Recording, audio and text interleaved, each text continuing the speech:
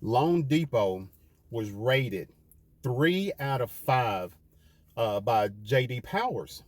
Now, J.D. Powers said that they were just below industry uh, standards. So, and I looked through and I went to the Better Business Bureau. Now, the Better Business Bureau didn't do them as bad. The Better Business Bureau gave them a 4.2 out of 5 stars, uh, which is not that bad. Now, they did this on 750 reviews. So, I mean, yeah, 750 reviews, that's a lot of reviews to compare and stuff like that.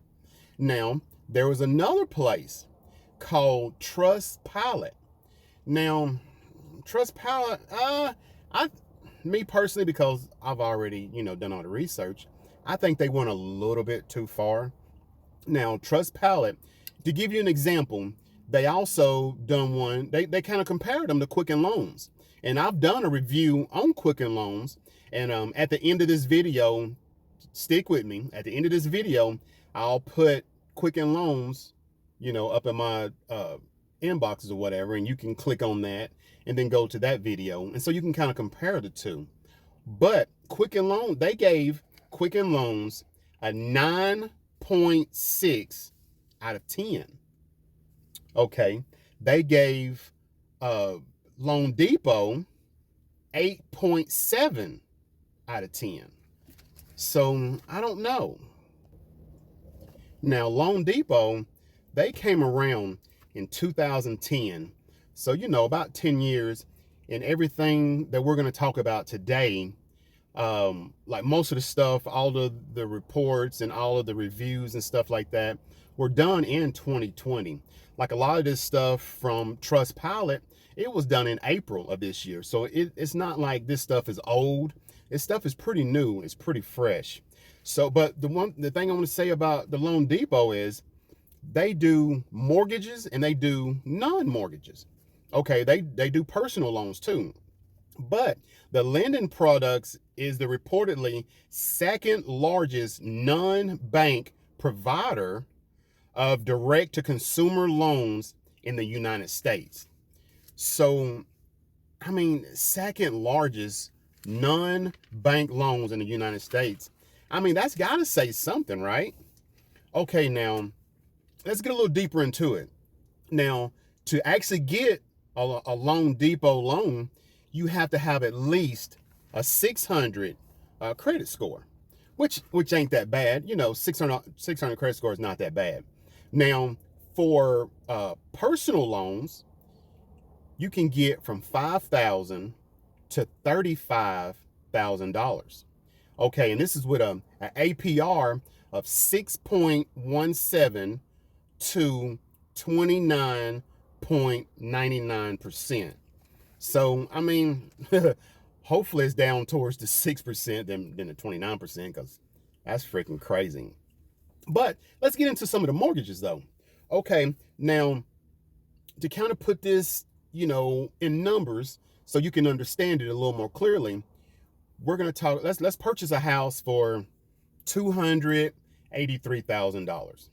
Okay, but if you purchase a house for $283,000, they will only give you a loan for $276,000. I mean, I don't understand that. I guess you have to come up with the rest of the money yourself or something. But what we're talking about right here is a loan on $276,000. Now, this is a 3.5 percent.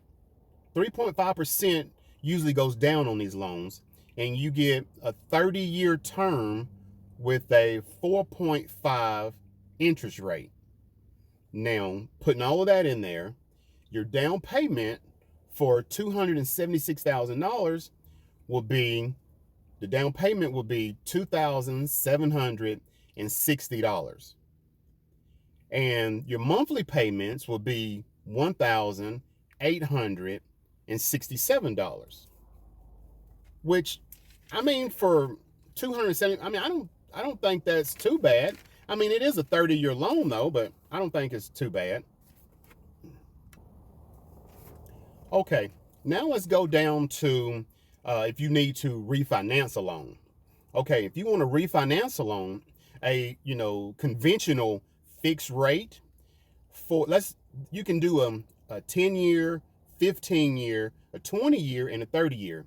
But we're not going to go through all of that because we're just going to do a 15-year and a 30-year. Now, for a 15-year, the rate you can get a 2.990% with an APR of 3.114%.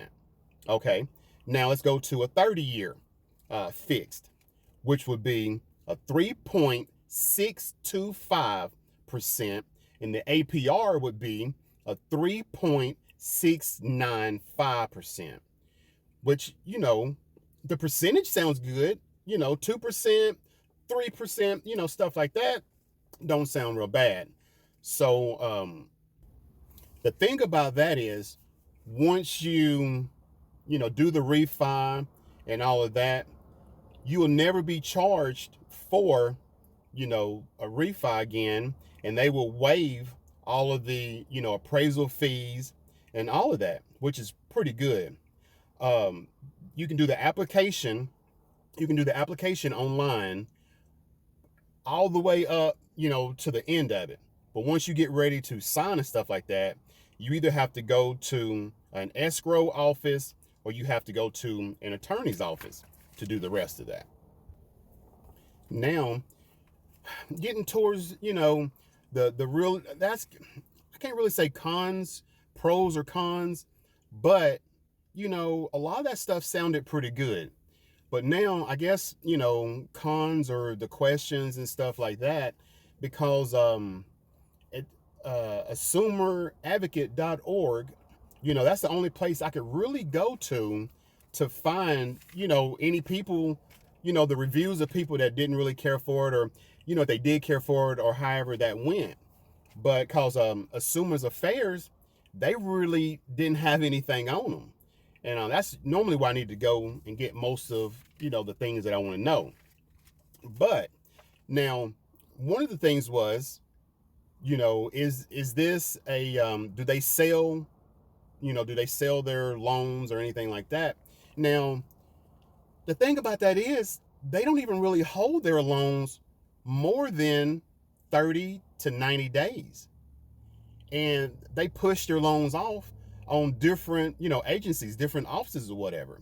So they really don't do, I mean, they'll get it in, and I don't know what they do for the first 30 and 90 days with it. But after that, yeah, they sell it. I mean, it goes to another office. So I don't really care for that. That's one thing I did like about Lending Tree is that, which I did a review on Lending Tree too, and it'll be up here in the description. But Lending Tree, they kept all of their people in house, all of their loans. It was 99.1%. They kept in house, which I thought that was really really good. And Loan Depot, they do not do that. They don't keep nothing in house. 30 to 90 days, they ship you off to some other office or something like that. Now, people was asking, um, was Loan Depot a part of Lending Tree? And that's how this come up. They're not a part of Lending Tree, but what had happened was they were a part of another company because the CEO, he started a different company before Loan Depot, and which merged into Lending Tree back in 2014. So that's how that come about. But no, it is not. And they don't hold up to their end of the bargain. I mean, you get in touch with them, try to refi, whatever like that. They give you the kind of run around. They have you go do the appraisal, which the appraisal is like $500 for most of the ones that I've read. And once you do the appraisal, either you can't get back in touch with them. I don't know. That's kind of weird. They said you can't get back in touch with them, or they string you along, ask for all other kind of documents for like 5 to 6 months. And then most of the people that I've read or whatever just gets tired of it, and you know don't want to be bothered. And they usually go either back to where they were before, or just don't even do it. I mean, people, once you get out of so much money, you just really don't want to deal with it. But and dealing with, like I said, I really couldn't find nothing on the Consumers Affairs report. But the only thing that they pretty much talk about is the 30 to 90 days. You know, them shipping people off too. So they don't have really much to say about them. But now one thing I do have to say, which makes Linden Tree and Loan Depot kind of similar, is that um, they don't do a lot of work in house. They have companies all over, United States that, you know, do work for them, and they ship, like 30 to 90 days, they ship people off. And, I think that's kind of what gives them a bad rep in a way, is because they ship people off, and then they having to deal with these other companies that are not as, reputable, and it just end up going back on them, which give them a bad name.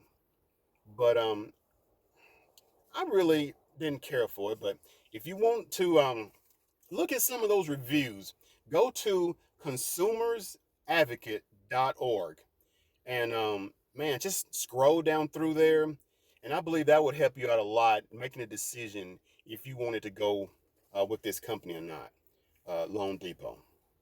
All right, guys, do me a favor. Be good to yourself, and please be good to others. All right, I'll see you next time.